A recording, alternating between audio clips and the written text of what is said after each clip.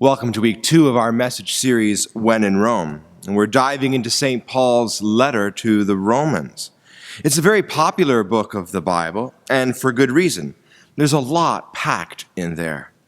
So we're taking a few weeks to explore the themes and topics that are present there, seeing what wisdom and what encouragement we can gain from it. This week, we're looking at Romans chapter 8, verses 28 to 30. And it starts like this. Brothers and sisters, we know that all things work together for good for those who love God, who are called according to his purpose. You know, after the craziness that this world has thrown us so far, this verse actually feels very comforting for me. All things working together for good. All things working together for good, for something better. This verse serves as reassurance that it will all work out in the end, that God has a plan and a purpose for everything. But what is that purpose? Ultimately, it's for us to get to heaven with him. But between then and now, what is the point of the trials we see in the world or even in our own lives? What's the point? Well, the truth is, we don't know. Only God knows. But we can know some things about God's purpose by looking a little closer at this verse. First, we can see that God's purpose is comprehensive. God's plan covers all things. All things. It leaves nothing out. There's no aspect of your life or current circumstances that God has not accounted for. Nothing is being left out of God's purpose. He can use absolutely all of it for his greater purpose and plan. Secondly, we see that God's purpose is cooperative. All things work together. They work together in God's plan like ingredients to a recipe. Flour, baking soda, sugar. They have only limited meaning and usefulness on their own. But mix them up together, and you get something absolutely delicious. The various pieces of our lives might not make much sense in a vacuum, but we can trust that they are all being blended together as God's purpose unfolds throughout our lives. Third, God's purpose is beneficial. All things work together for good. They work together for good. This includes all the mistakes, the negatives, the day-to-day monotony and routines, even sin and upheaval and chaos.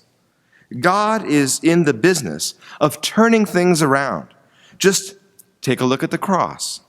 It is proof that God has power to take something that seems like it's absolutely defeating and even final, and he can turn that into victory. And if he can do that with death, then I'm sure he has no problem at all doing that with whatever our circumstances might be, no matter how difficult they are. Finally, God's purpose is selective. It's selective. The benefits of God's purpose are set to apply for those who love God, who are called. If we want to benefit from the harmonious working together of all the aspects of our lives, we need to love God.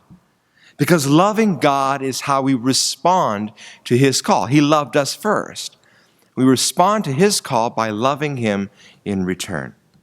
See, God always takes the first action in our relationship with him. We see that reflected in the second half of the verse for today. Just check this out. For those whom God foreknew, he also predestined. And those whom God predestined, he also called. And those whom he called, he also justified.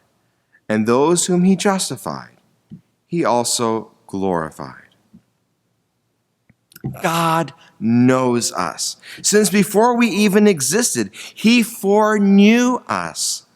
And from that moment, he has had in mind a beautiful destiny for us at the end of our days. God is present at the beginning and at the end. And in every moment in between, he is calling us, showing us mercy, and leading us to glory. He has taken the first action of knowing us, creating us, loving us, and calling us. So every step we take toward God is our response to his call, to his loving call. And so, to see the purpose of God coming together, we must simply respond to his love with our own. He's extended mercy, and we've got to accept it. He's given us grace, and we need to use it. He's blessed your life and your current circumstances, and we need to thank him and let him into our lives. You don't need to worry that the present-day anxieties and troubles will take you down. You're called by God, and through your response of love, it all works into his purpose, which is unfolding before our very eyes.